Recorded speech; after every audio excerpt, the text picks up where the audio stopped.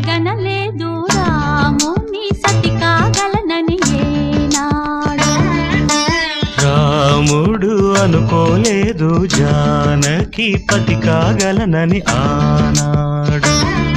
ఆనాడు ఎవరు అనుకోనిది ఈనాడు మనకు నిజమైనది.